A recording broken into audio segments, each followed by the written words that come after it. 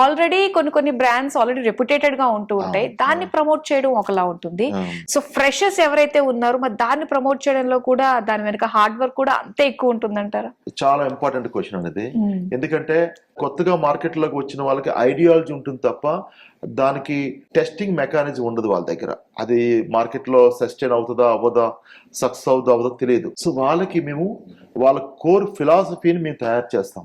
Okay, ఈ brand success కావాలంటే ఈ ఫిలాసఫీ మీకు బాగుంటుంది, ఇలా చేయండి.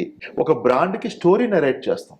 అది చాలా ఇంపార్టెంట్. బ్రాండింగ్ అంటే ఏదో ఒక విజువల్స్ కాదు. Visuals anybody can shoot it. దానికి ఒక ఆత్మని క్రియేట్ చేయాలి ఫస్ట్. రైట్. ఆ బ్రాండ్ కి రంగు, రుచి, వాసన మీరు క్రియేట్ చేయాలి దానికి. సో అదే ఒక బ్రాండ్ కి ఒక ఐడియాలజీ, దాని స్ట్రాటజీ కింద బిల్డ్ చేస్తాం. మనం ఏదైతే కోర్ స్ట్రాటజీ అనుకుంటున్నాం ఎలా మార్కెట్ లో కమ్యూనికేట్ చేయాలి, దానికి మేము ఈ బ్రాండ్ కొలెక్టరల్స్ ని వాడతాం. దీనివల్ల చాలా స్టార్ట్అప్ కంపెనీస్ బాగుపడి ఉన్నాయి. మా దగ్గర ఎక్స్పీరియన్స్ ఉంది, మా దగ్గర ఐడియాలజీ ఉంది, స్ట్రాటజీ ఉంది. We have seen many success and failures in our life. So వాటిని ఎవరైనా కొత్తగా మార్కెట్ లోకి వచ్చే వాళ్ళకి ఉపయోగించడం ద్వారా వాళ్ళు సక్సెస్ఫుల్ గా చేయడానికి మాకు హెల్ప్ అవుతుంది. స్టార్ట్అప్ కంపెనీస్ కి బడ్జెట్ లిమిటేషన్స్ ఉంటాయి. ఆ బడ్జెట్ లిమిటేషన్స్ ని మేము కొంచెం మేనేజ్ చేయగలుగుతాం. బికాస్ మాది కంప్లీట్ గా 100% ఇన్ హౌస్ కంపెనీ కాబట్టి స్టార్టింగ్ లో కొంత రీజనబుల్లీ చార్జ్ చేసి కొంత పికప్ అయినాక వి చార్జ్ విత్ దెమ్.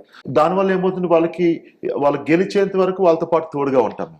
ఈ వర్డ్ చాలా బాగుందండి. అసలు అంటే స్టార్ట్అప్ కంపెనీస్ అంటే కొంచెం చాలా కష్టపడుతూ ఉంటారు వాళ్ళని ప్రమోట్ చేసుకోవడానికి.